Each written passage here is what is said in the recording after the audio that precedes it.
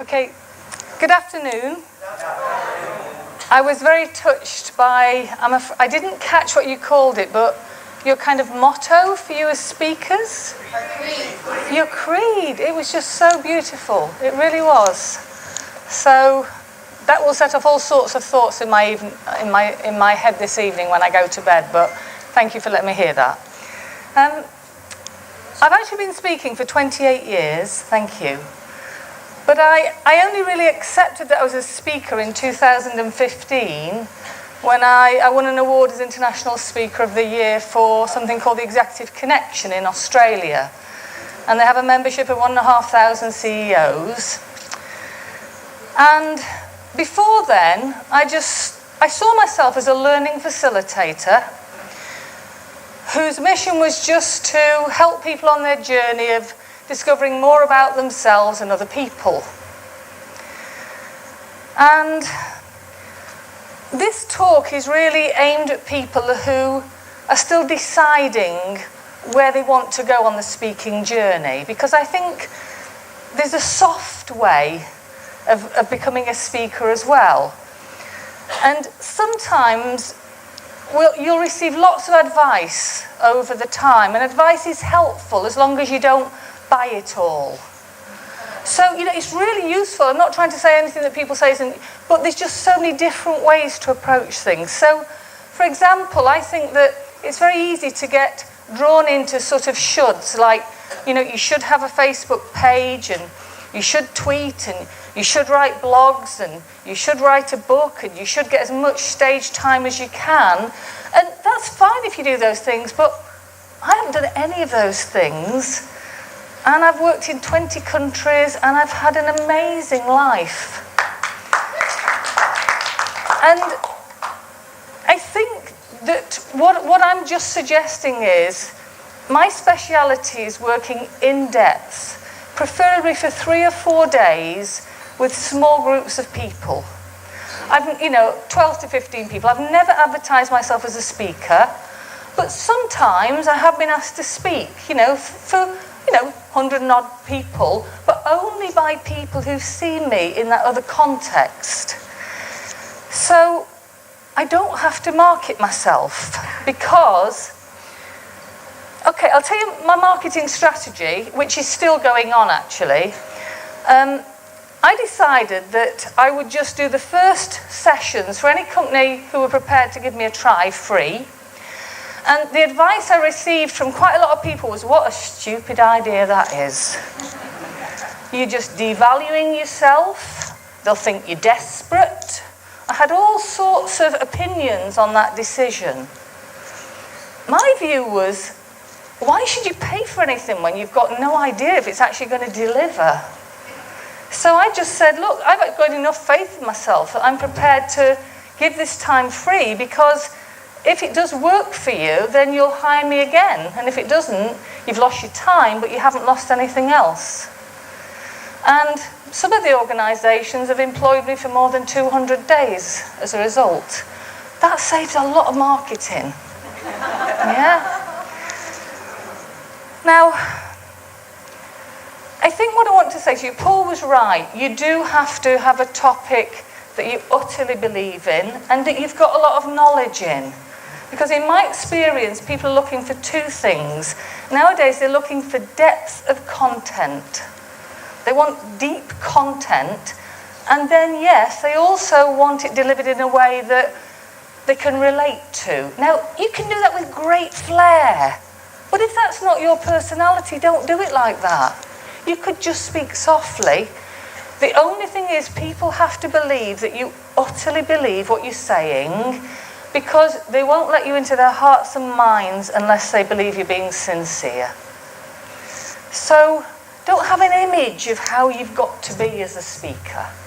Just find the persona that is right for you. I'll tell you a little bit about my story. I didn't intend to even speak. I chose to be a marital counsellor when I was 27, probably because although my parents were married for 54 years, I didn't have any evidence that they liked each other. I didn't have an awful childhood. They liked me, but I didn't see them liking each other. And so from a very early age, I kind of became a mediator, and I saw it cause a lot of sadness. And I thought, okay, well, I'm very practical. You know, if I've seen a need, what can I do about it? So I was accepted to be a marital counsellor at the youngest age you can be, which was 27. And the problem with that is everybody who got me was really disappointed, because they wanted a wise counsellor, and they had this young girl, some of them felt. But sadly, because often they were desperate, they were prepared to try the process. And after 2 years, I started seeing patterns in why relationships were failing. And I thought, you know, we all need to know this before we hate each other. It's too late sometimes by the time I'm trying to repair the damage. So I just designed a workshop for 3 hours. And my first experience of marketing was I put my handmade posters on all the lampposts in my local town. And 40 people came to the workshop. Wow. And that made me think, I found a need. So yes, you've got to have something you really want to say, but then you've got to be sure that there's a need. And I'm lucky in many ways, because the need to create great relationships is universal in every job. But she's helping me because I hate handheld mics, and I'm useless with them. I always have a head mic, so. So, the short version of the story is, it started from that. I thought there's a need, and I just slowly grew the business. And I've never waited for anybody to ask me. I go to who thinks need me, and I say, you really need to use me in your organisation, and these are the reasons. I do it very gently. And initially, it won't cost you any money. The only thing I do want is the evaluations from the workshop. And then I ask the people who've worked with me for 3 or 4 days, by which time we've usually created a pretty deep relationship, will you just put a lot of detail into your evaluation? I know you might want to rush home, but it's important to me for these reasons. And so most people will take a lot of loving kindness about the evaluations, and then I use them to get more work, to gain some credibility to enter other organisations. So your evaluations are really, really important. But if they're just the happy sheets where they just, you know, write a little bit, maybe that's not going to work for you so well. The other thing I want to talk about is, after 10 years, I was having people asking me to talk about leadership. And I have been a leader in some creative settings. But I hadn't created a business. And I suddenly thought, you know, you should always talk about things that you've got experience of.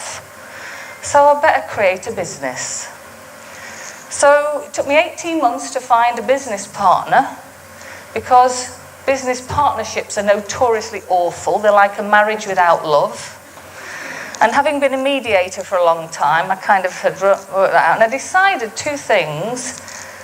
When I was looking for a business partner to create a company, I wanted somebody who was deeply kind, because there's a lot of irritations in a long-term business relationship.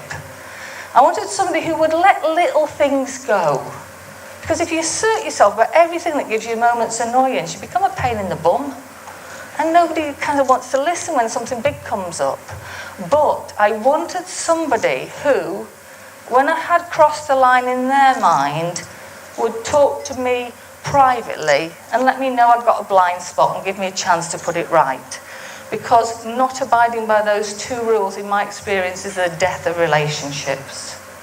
And I found this fantastic man called Tony. He was my business partner for 11 years until we sold the business. Oh, sorry. I've missed one. There we go. Not doing very well with this, am I? I should have brought my own. Could you move it on for me? I'm sorry. Could you just put the next slide on? I don't know why, it's just not working for me. Thank you. Oh, you're doing it there? Okay, sorry, I didn't realise.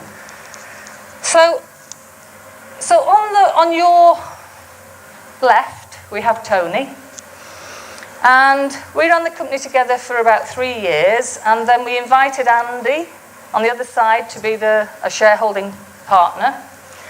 And Julia was our first employee. And I love all those people. The great thing about doing detailed workshops is you're not just selling yourself. You're able then to sell knowledge and a process. And so we were able to scale up what we did. And we weren't a big business, but at least I proved I could lead. So in the end, we had 15 employees. So that's great. You're affecting the economy. And we had 25 people who made most of the living through our work as well. And we won some fantastic contracts that you could never experience as a sole trader. For example, Unilever, they asked us for a one-day program, but we rolled it out to 1,600 people in 19 countries. You're learning something every day doing things like that. Now, I'm not going to pretend this is easy. I've worked really hard. But I've had such a joyful life. And I do believe I've seen evidence of it making a difference. So I'm just kind of encouraging you to, as Paul said, think what your purpose is. My purpose was to help people have a better life because they created better relationships. See, I'm useless, you see. After 28 years, International Speaker of the Year, I still can't use a handheld mic. But, there's all these shoulds. Yeah, maybe I should work on it, but I don't need it to make my living. So, would you just put the next slide on?